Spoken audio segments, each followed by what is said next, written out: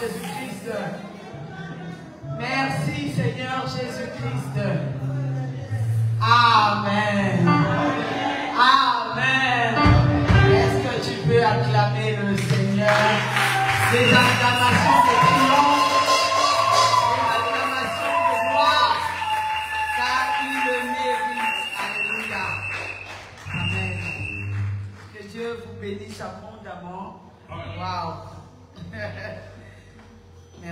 Merci beaucoup vraiment de nous avoir entraînés par la grâce de Dieu dans ce merveilleux moment d'adoration, de célébration, de contemplation, de louange. Nous nous sommes retrouvés 10 ans en arrière. Que le Seigneur vous bénisse abondamment. Amen. Alléluia.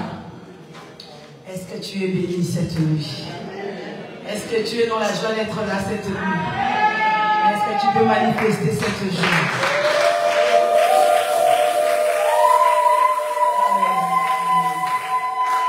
Vous savez, il y a plusieurs projets dans le cœur de l'homme, mais seul le projet de l'Éternel s'accomplisse. Plusieurs avaient prévu d'être avec nous cette nuit, mais on va dire que le Seigneur en a décidé autrement. Toi, tu es là, je suis là. Ce n'est pas parce que nous avons voulu, mais c'est parce que Dieu en avait décidé ainsi. Alléluia. Parce que Dieu a un plan que nous les hommes nous ignorons. Alléluia. Et c'est lui qui crée en nous le vouloir et le faire. Alléluia. Nous allons pas incliner nos têtes pour prier pour la parole. Nous allons écouter la parole. Nous allons prendre un temps de prier par la grâce de Dieu. Tu vas dire à Dieu de te parler. Tu as quitté ta maison. Tu as bravé la fatigue, le sommeil pour écouter la parole de Dieu, pour être béni. Tu vas dire à Dieu de te parler, que le Seigneur puisse m'inspirer, que je sois une bénédiction pour toi cette nuit. Dis Seigneur, je ne vais pas dormir, je vais bénéficier de la grâce que tu as déposée en la prophétesse en cette nuit pour moi. Au nom de Jésus-Christ, prions, alléluia. Merci pour ces instants, Seigneur. Merci Seigneur Jésus-Christ. Merci Seigneur Jésus-Christ. Amen. Alléluia. Est-ce que tu es dans la joie d'écouter la parole de Dieu ce soir? Ça faisait longtemps que je n'ai pas modéré et prêché en même temps. Bon, le Seigneur faisant ces choses à sa manière, il a voulu que je sois là. Ce n'était pas prévu, mais bon, Dieu est fidèle. Et nous devons lui rendre grâce en toutes circonstances. Amen. Nous allons prendre nos Bibles dans le livre de Jean au chapitre 11. L'histoire que tu connais, l'histoire de Lazare. Elle est longue, on ne va pas prendre toute l'histoire que tu connais déjà. On va prendre à partir du verset 32. Est-ce que tu peux honorer la parole de Dieu? Jean chapitre 11 à partir du verset 32. Est-ce que nous avons trouvé? On m'a toujours dit que j'étais rapide. Jean 11, 32. Je vais essayer de parler doucement, calmement, pour que nous puissions comprendre ce que Dieu a déposé dans nos cœurs pour nous cette nuit. Jean chapitre 11, à partir du verset 32, parce que le texte est long, nous allons prendre juste à partir du verset 32. La Bible dit: lorsque Marie fut arrivée là où était Jésus, et qu'elle le vit, elle tomba à ses pieds et lui dit: Seigneur, si tu eusses été ici, mon frère ne serait pas mort.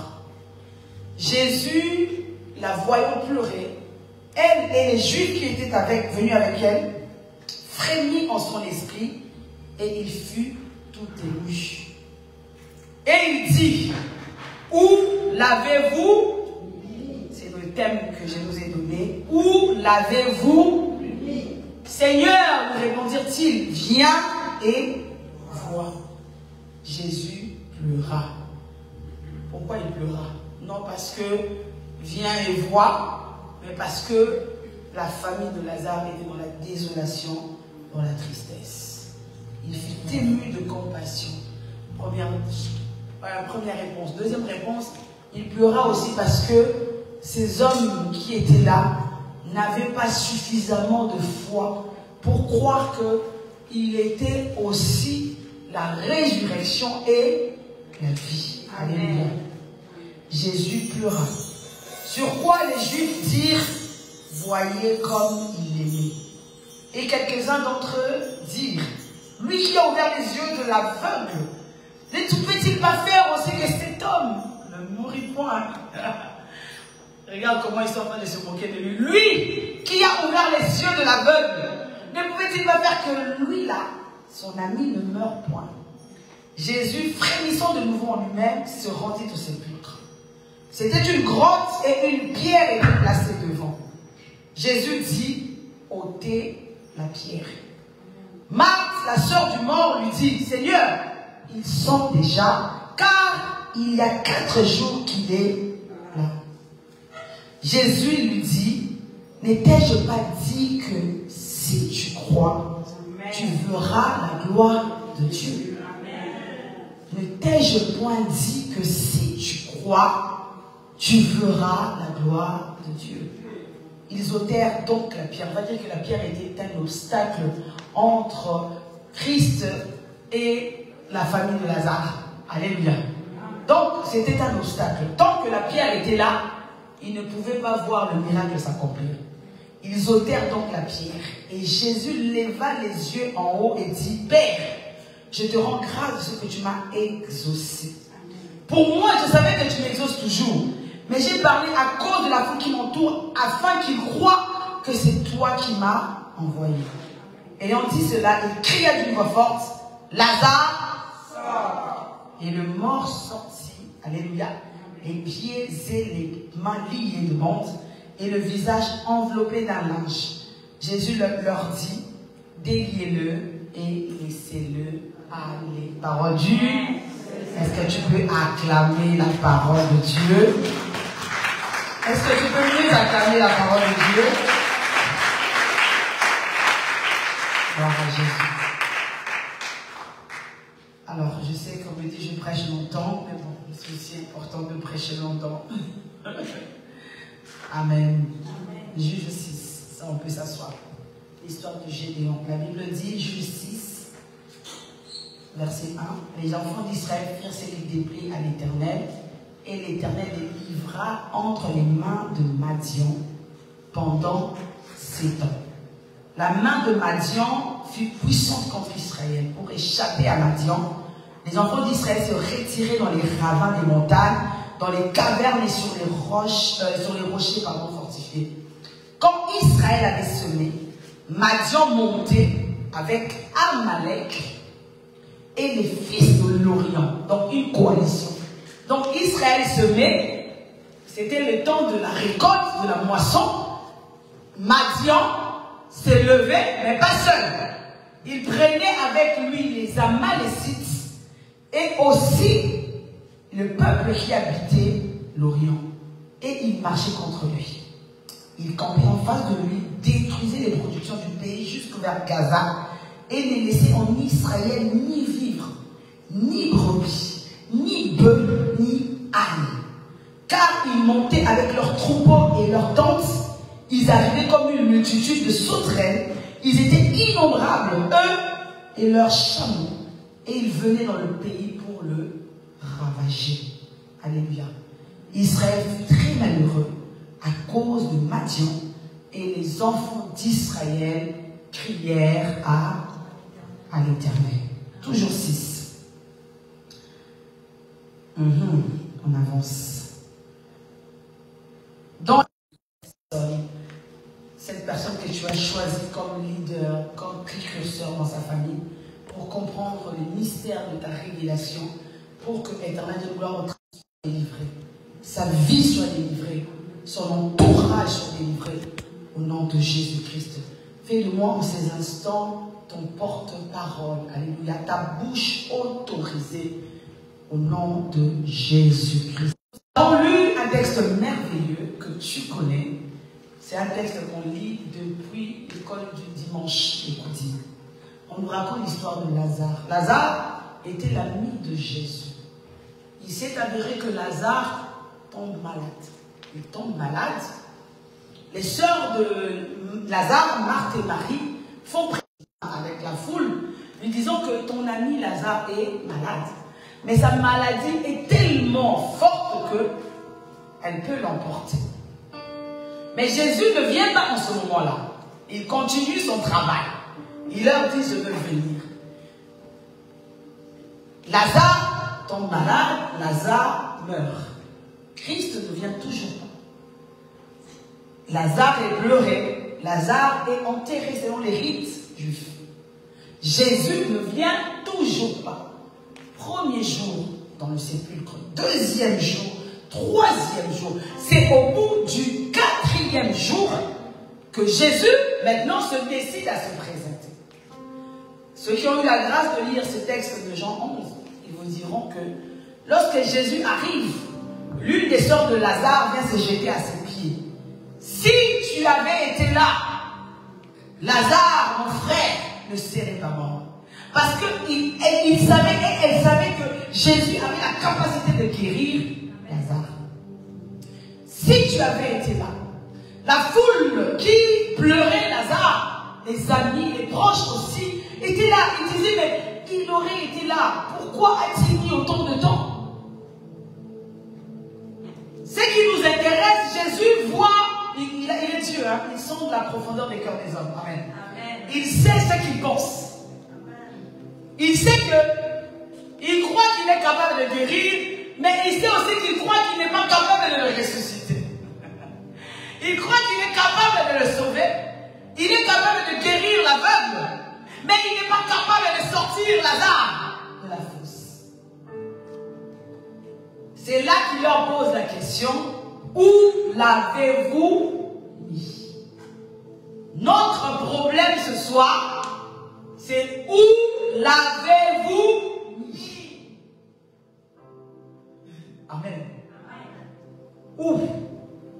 On nous pose la question pour connaître le lieu. Je ne peux pas aller déterrer une chose si j'ignore où elle se trouve.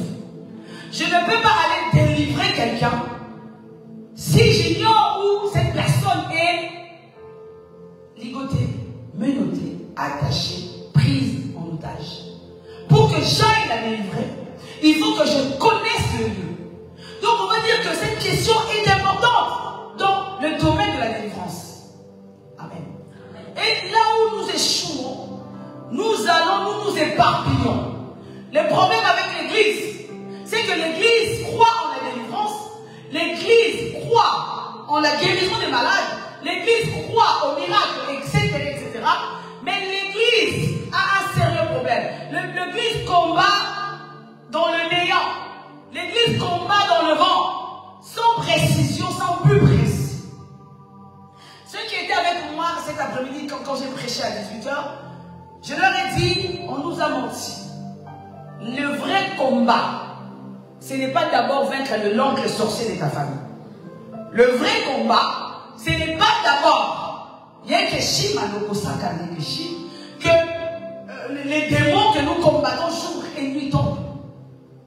Et les sorciers et les maladies deviendront un petit problème. Alléluia. Aujourd'hui, nous échouons. La place qui est censée revenir à Dieu, nous avons pris ce trône-là, nous l'avons fait asseoir l'oncle qui est censé. Le démon qui, aujourd'hui, sont en train de menacer nos vies. Non. La vraie bataille intérieure meurt. Amen. Amen. Que le nouvel homme prenne la place. C'est alors que tu verras qu'il y a des choses pour lesquelles tu ne combattras plus. Amen. Il y a des choses pour lesquelles tu ne te battras plus. L'Éternel lui-même se lèvera et t'accordera la victoire. Amen. Où l'avez-vous mis? Dieu te pose cette nuit la question. Où se trouve ton problème? L'Éternel te pose la question cette nuit. Où se trouve cette situation qui te rend amer? L'Éternel te pose la question cette nuit pour savoir où se trouve cette situation qui te complique l'existence. L'Éternel te pose la question, tu es venu dans sa présence cette nuit. Où l'avez-vous mis?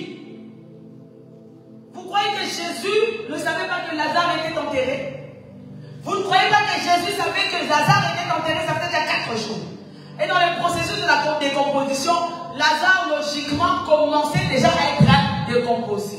Tout ça, Jésus le savait, il est Dieu. Mais il pose quand même la question, où l'avez-vous mis? Comme je vous ai dit, dans la réalité du deuxième ciel, il y a ce qu'on appelle des prisons sataniques. Comme son nom l'indique, les prisons, il y a des prisonniers. Mais qui sont retenus prisonniers dans les prisons sataniques? C'est celles que le diable tient dans ses filets. Voilà pourquoi tu verras qu'il y a des hommes qui marchent sur terre. En réalité, c'est que les corps. Mais les têtes sont retenues au deuxième ciel. Voilà pourquoi ces hommes et ces femmes parcourent la terre. Mais les choses ne changent pas. Viennent à l'église, chantent, adorent, prient, servent peut-être aussi le Seigneur. Mais il y a toujours des